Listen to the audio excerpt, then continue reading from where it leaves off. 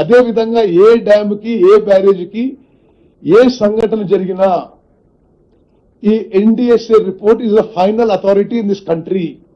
దానికంటే పెద్ద ఇంకా ఇంకేం బాడీ లేదు, టెక్నికల్ ఎక్స్పర్ట్స్ ఎవరు లేరు ఆ విషయాన్ని పరిశీలించడానికి. మరి అదే విధంగా ఆ సంఘటన జరిగితే ఏం చేయాలని చెప్పడానికి పార్లమెంటు చేసిన చట్టం మేరకు నేషనల్ డ్యామ్ సేఫ్టీ అథారిటీ ఏర్పడి ఆ నేషనల్ డ్యామ్ సేఫ్టీ అథారిటీలో national international experts on dams and barrages తో భారతదేశంలో 5,700 డ్యామ్ల బ్యారేజ్ పర్యవేక్షణ వారి కింద ఉండడం ఇది చట్టం. ఇదేదో మరి బీఆర్ఎస్ లో మరి వీళ్ళు మాట్లాడేది వీళ్ళు ఇష్టం ఉన్నట్టు కాదు. అది వీళ్ళకంటే కొద్దిగా ఎక్కువ నాలెడ్జ్ ఆ ఎన్డీఎస్ఏకి ఉందని అనుకుంటున్నా. ఈరోజు మరి అదే విధంగా ఇప్పుడు కొన్ని బ్యాక్గ్రౌండ్ ఇన్ఫర్మేషన్ పోవాలంటే తుమ్మడి అట్టి దగ్గర నీళ్లు లేవు కాబట్టే మేము మేడిగడ్డ బ్యారేజ్ కి షిఫ్ట్ చేసామని పచ్చి అబద్ధాలు మాట్లాడినరు. చాలా స్పష్టంగా తుమ్మడి అట్టి దగ్గర 165 టీఎంసీ అవైలబుల్ ఉన్నాయి అని చెప్పి అన్ని రిపోర్ట్స్ ఉండగా వీళ్ళు మేడిగడ్డ షిఫ్ట్ చేయడం జరిగింది. అదేవిధంగా కనీసం తుమ్మడి అట్టి దగ్గర ఇప్పటికన్నా బ్యారేజ్ కట్టుంటే ఉమ్మడి ఆదిలాబాద్ జిల్లా నిజామాబాద్ జిల్లా కొంత భాగం నీళ్ళు వచ్చేవి.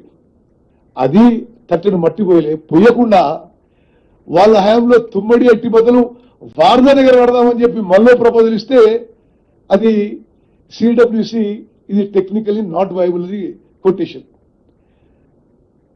అదేవిధంగా ఈ అంటే ఎన్ని ఘోర వైఫల్యాలంటే ఎంత తీవ్రంగా రాష్ట్రానికి రాష్ట్ర ప్రజలకి రాష్ట్ర రైతులకి రాష్ట్ర ఆర్థిక వ్యవస్థకి నష్టం జరిగిందంటే నేను జస్ట్ హైలైట్గా చెప్తున్నా. సుందిల్లా అండ్ అన్నారం బ్యారేజ్లు డిపిఆర్ లో పలానా చోట కడతామని చెప్పి ఒక బ్యారేజ్ ఏమో 2 కిలోమీటర్ల దూరంలో ఇంకో బ్యారేజ్ ఏమో 5 కిలోమీటర్ల దూరంలో కట్టిండ్రు. అంటే ఎంత పెద్ద ఇది పొరపాటు ఆలోచన చేయాలి. ఎక్కడైతే కట్టిండ్రో అక్కడ జియో టెక్నికల్ ఇన్వెస్టిగేషన్ చేయలే, సాయిల్ టెస్టింగ్ చేయలే. అదేవిధంగా వీళ్ళు కట్టిన సంవత్సరంలోనే ఇనాగరేషన్ కి కొన్ని రోజుల్లోనే లోపాలు బయటపడ్డాయి. కానీ ఏ రోజు కూడా ఆ లోపాలు ఒప్పుకొని సరిదిద్దితే బహుశా ఇంత నష్టం ఇంత ప్రమాదం జరగకపోయేదేమో. ఆ లోపాలు ఒప్పుకోలేదు, ఆన్ రికార్డు ఉన్నాయి. ఆ లోపాలన్నీ ఒప్పుకోలేదు. అదేవిధంగా ముందుకు పోయినరు. బ్యారేజ్ కి డ్యామ్ కి తేవాదలు వాళ్ళు మొత్తం పర్యవేక్షణ. మరి బ్యారేజ్లలో it is only to regulate water. ప్రపంచంలో ఎక్కడ కూడా బ్యారేజ్లలో 2-3 టీఎంసీల కంటే ఎప్పుడు స్టోరేజ్ చేయరు. మరి ఈ బ్యారేజ్లలో 12, 13, 14 టీఎంసీలు స్టోర్ చేసేసి గోదావరి జలకళ అని పెట్టి ఫోటోగ్రాఫ్లు పెట్టి అదేదో మరి ఒక పబ్లిసిటీ కోసం చేసుకున్న విషయంతో ఈ రోజు తెలంగాణ రాష్ట్రానికి తీవ్రమైన నష్టం జరిగింది. సరే, నేను వాళ్ళు ఎన్డీఎస్ఏ మీద చాలా చాలా మాట్లాడారు కాబట్టి అసలు ఎన్డీఎస్ఏ నేను ముందు ఈ జస్ట్ క్విక్ గా ఈ డేట్స్ చెప్తాను. ఈ national dam safety authority was constituted by the Parliament of India as a result of the National Dam Safety Act. ఈ డ్యామ్ సేఫ్టీ బిల్లు లోక్సభలో 2 ఆగస్ట్ 2019 లో పాస్ అయింది. రాజ్యసభలో 8 డిసెంబర్ 21 లో పాస్ అయింది.